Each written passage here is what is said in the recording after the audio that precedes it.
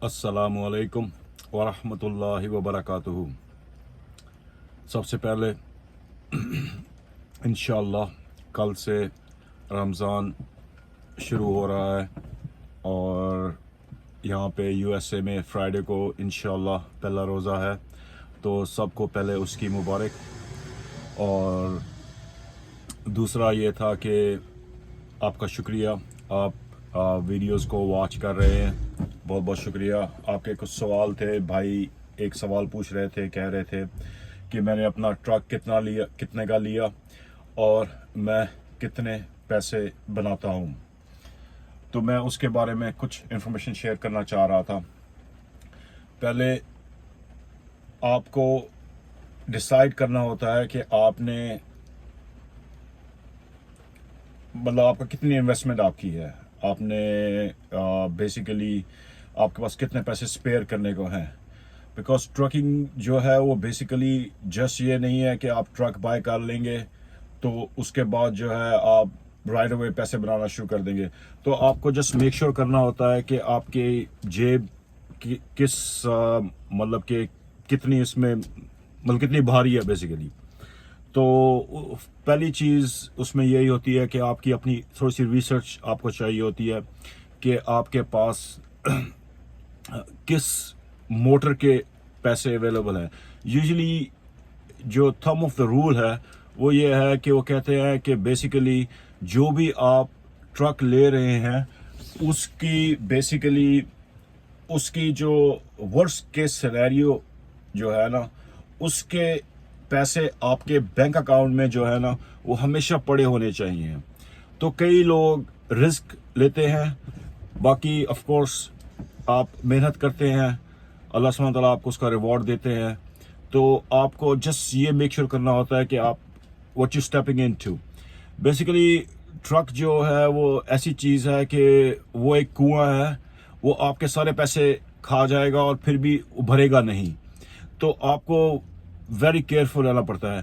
तो पहले मैंने जो अपनी रिसर्च की थी कि मेरी रिसर्च में यह था कि बेसिकली मेरे पास यहाँ पे बेसिकली क्या है, आपके पास डिट्रॉइट की मोटर है, आपके पास कमिंस इंजन की मोटर है, आपके पास कैट मोटर है, आपके पास पैकार की मोटर है।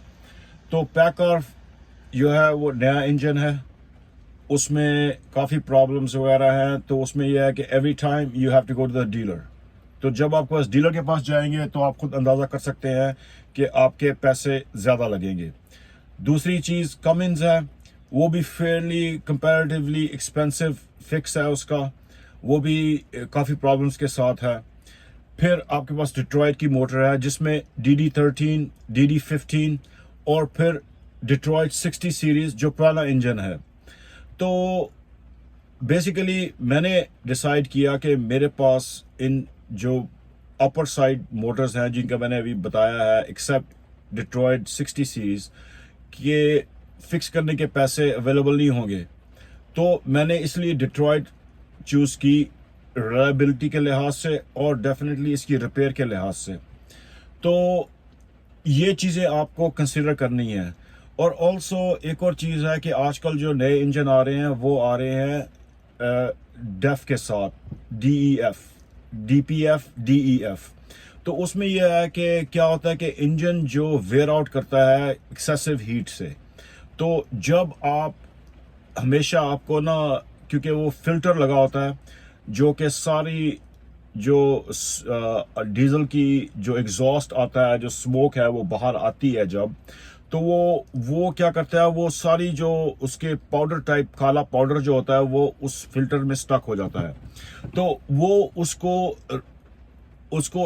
रीजेनरेट करना पड़ता है, रीजन बोलते हैं इसको, कि उसको हमेशा every day, every 2 days, every week उसको क्लीन करना होता है। वो क्लीन करने के लिए इन्होंने क्या सिस्टम बनाया हुआ है बेसिकली कि क्या है कि वो इंजन को हाई RPM पे लेके जाते हैं जिससे वो स्मोक जो है ज़्यादा बढ़ती है, तो वो क्या करती है, वो क्लीन करती है। तो ये इंजन को जितनी ज़्यादा हीट मिलती है उतना इसकी ताकत कम होती रहती है ओवर द टाइम। तो जो ट्रक अब ब्रांड न्यू ट्रक जो है वो ओवर 150 140,000 का मिलता है। तो हर किसी के पास इतने पैसे नहीं होते हैं कि वो ब्रांड न्यू ट्रक ले। तो ये जो 2007 से ऊपर वाले ट्रक जो है उन सब के अंदर ये सिस्टम रीजन वाला लगा हुआ है। तो क्या मतलब है कि अगर जो ये सिस्टम के बगैर ट्रक है उनकी लाइफ और जो सिस्टम के साथ ट्रक है उनकी लाइफ में जमीन आसमान का फर्क पड़ जाता है। तो ये 4-5 लाख चले हुए माइल जो है ना, इनकी ताकत खत्म हो गई होती है। मतलब आपको अच्छा भी ट्रक मिल सकता है, नो डाउट, लेकिन ये है कि ये इंजन वीक हो जाते हैं। तो ये बहुत बड़ा इशू था मेरे लिए, बिकॉज मैं बिल्कुल ब्रांड न्यू था ट्रकिंग के बिजनेस के अंदर। तो मैंने इसको अपने जहन में रखा और मैंने ये पुराना ट्रक लिया जो कि 2005 का है। इसके अंदर आपको ये रीजन नहीं करना पड़ता है, प्लस ये डिट्रॉइट 60 सीरीज का है। इसका अगर मैंने पहले भी बताया था कि अगर इसका ट्रांसमिशन मेरा अल्लाह ना करे अगर ख़राब हो जाता है, ये ट्रांसमिशन नहीं, इंजन, ट्रांसमिशन सेपरेट है, सॉरी।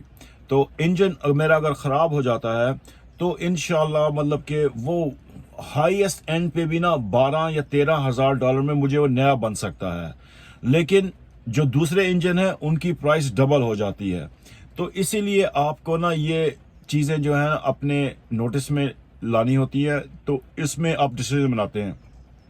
जैसे ये ट्रक जो है ये मुझे थ्रू कनेक्शन मिला, जो कि मुझे ऑलमोस्ट 15 या 16 हज़ार डॉलर का मुझे अप्रॉक्सीमेटली इतने का पड़ा। ये सिर्फ मैंने जब ख़रीदा है।